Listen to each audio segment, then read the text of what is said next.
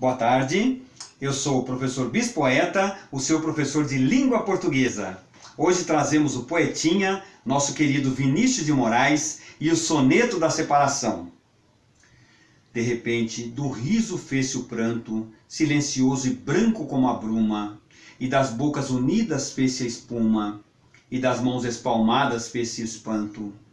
De repente da calma fez-se o vento, que dos olhos desfez a última chama, e da paixão fez-se o pressentimento, e do momento imóvel fez-se o drama. De repente, não mais que de repente, fez-se de triste o que se fez amante, e de sozinho o que se fez contente. Fez-se do amigo próximo distante, fez-se da vida uma aventura errante. De repente, não mais que de repente. É sempre bom começarmos a nossa aula com um bom poema, com uma boa literatura, para nós percebermos o quanto os nossos amigos poetas, os nossos amigos escritores prezavam a boa escrita, prezavam a concordância. Isso tudo é muito importante para nós enriquecermos a nossa aula e para nós jamais esquecermos de quem não pode ser esquecido, como o nosso poetinha Vinícius de Moraes. Bem, dando sequência ao nosso estudo das classes gramaticais, continuamos com o nosso pronome, dessa vez com a terceira parte. Pronomes possessivos são os que indicam a posse em referência às três pessoas do discurso. Quais são as três pessoas do discurso? Nós já sabemos. Vamos ver no singular. Primeira pessoa, eu já vou falar os correspondentes. Primeira pessoa, meu, minha, meus, minhas. Segunda pessoa, teu, tua, teus, tuas. Terceira pessoa do singular, seu, sua, seus, suas. Plural. Primeira pessoa, nosso, nossa, nossos, nossas. Segunda pessoa do plural, vosso, vossa, vossos, vossas. Terceira pessoa do plural, seu, sua, seus, suas. Muito bem. Pronomes demonstrativos são os que indicam a posição dos seres em relação às três pessoas do discurso. Esta localização pode ser no tempo, no espaço ou no discurso. Primeira pessoa, este, esta, isto. Segunda pessoa, esse, essa, isso. Terceira pessoa, aquele, aquela, aquilo. Vamos pegar um livro agora aqui. Este livro é o livro que está perto da pessoa que fala. Esse livro é o livro que está longe da pessoa que fala ou perto da pessoa com quem se fala. Aquele livro é o que se acha distante da primeira e da segunda pessoa. Nem sempre se usam com este rigor gramatical os pronomes demonstrativos. Muitas vezes interferem situações especiais que escapam à disciplina da gramática. Aproveitando o exemplo do acadêmico Bechara, ele usa o livro. Então eu vou usar o livro também para dizer este. Quando eu me refiro a este, eu estou dizendo este porque o livro está em minhas mãos. Então é o livro que está próximo de mim. Agora, se eu falo esse é um livro que não está próximo de mim. Esse livro, estou apontando para esse livro, é o livro que não está próximo de mim. Agora, se eu digo aquele livro, é o livro que não está nem próximo de mim e nem da pessoa com quem eu estou falando, no caso, a Elide. Então, eu estou me referindo àquele livro. Como bem disse o acadêmico Bechara, nem sempre segue esse rigor quando se trata de situações especiais, quando não existe um objeto físico. Pode ser que haja uma flutuação entre este e esse, entre essa e esta. Não tem problema nenhum. Não haverá problema nenhum se acontecer essa flutuação ou esta flutuação. Perceberam? Não tem problema. Muitos escritores e muitos poetas utilizam o esta, essa, esse ou este, de acordo com a sonoridade do poema e de acordo com a necessidade do poeta ou do escritor, perceberam? Então não há problema nenhum em que aconteça esta flutuação. Seguindo em frente, são ainda pronomes demonstrativos o, mesmo, próprio, semelhante e tal.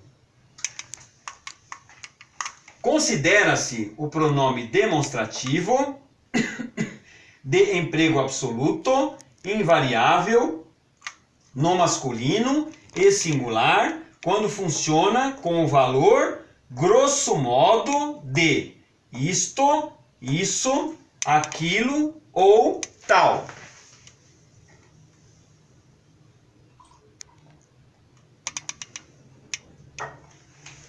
Prosseguindo, vamos ver os exemplos. Não o consentirei jamais. Não o consentirei jamais. Vejam que o o aqui está funcionando como objeto, substituindo o objeto que não aparece. Arquiteto do mosteiro de São Maria, já o não sou. Esse o está substituindo arquiteto do mosteiro, perceberam? É só para não haver a repetição do mesmo nome aqui no lugar. Por isso que foi utilizado o. Esse é um exemplo de Alexandre Herculano. Se os olhos corporais estavam mortos, não o estavam os do espírito. Outro exemplo de Alexandre Herculano.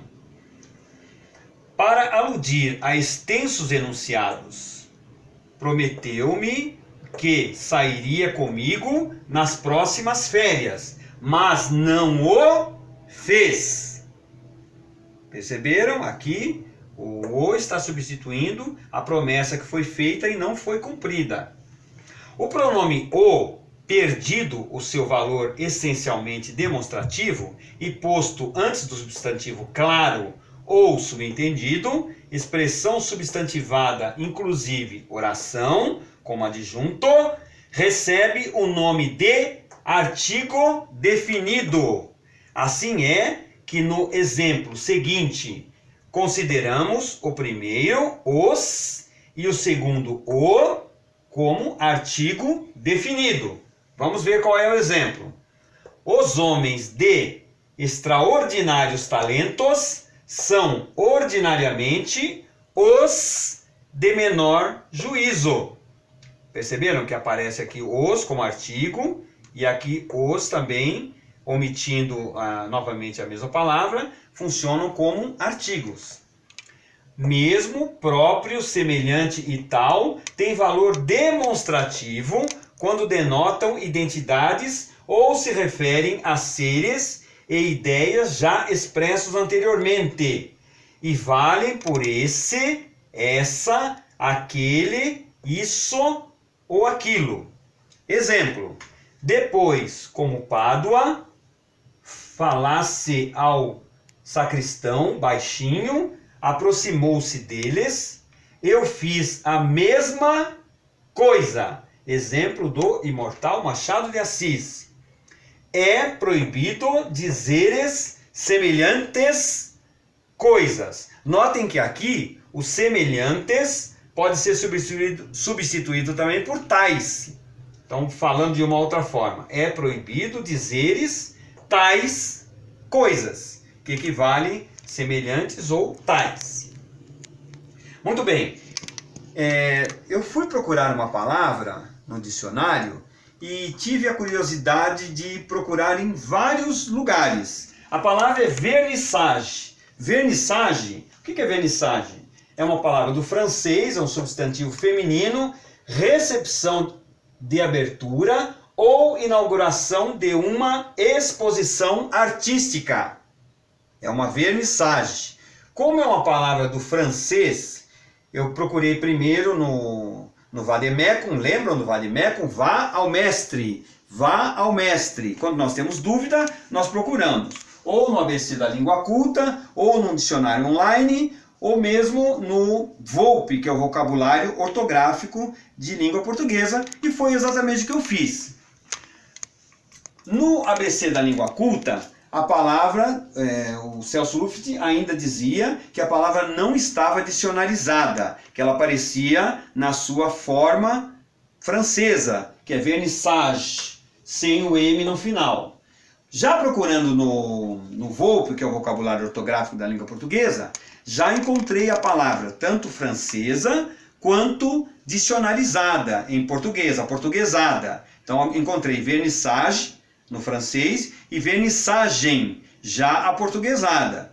Portanto, não tem problema nenhum. Se vocês quiserem utilizar, se um dia precisarem utilizar essa palavra vernissage, podem utilizar na forma francesa, sem o M no final, como podem utilizar também já na forma aportuguesada, com M no final. Inclusive, no Aurélio Online já se encontra dicionarizada. A beleza dos dicionários online é essa. O dicionário é sempre renovado, sempre atualizado. Então, quando uma palavra começa a se impor na nossa língua, imediatamente ela já entra na nossa língua, ou na sua forma original, ou na forma aportuguesada. Foi o caso de vernissagem, que aliás era recomendada já por Celso, que no momento que entrasse na nossa língua, que no momento que fosse aportuguesada, deveria entrar como vernissagem, com M no final. Como ocorre com sabotage, que é do francês também, que entrou como sabotagem, e marrom, que perdeu o N e ganhou o M, entrando como marrom, devidamente aportuguesada. Hoje nós nem percebemos que a palavra marrom é do francês, porque ela já entrou na nossa língua aportuguesada. Tudo bem? Bem, chegamos ao final de mais esse módulo de classes gramaticais, os pronomes, a sua terceira parte. Espero que vocês continuem se inscrevendo no canal, continuem dando seu ok, continuem tocando no sininho para receber novas notificações.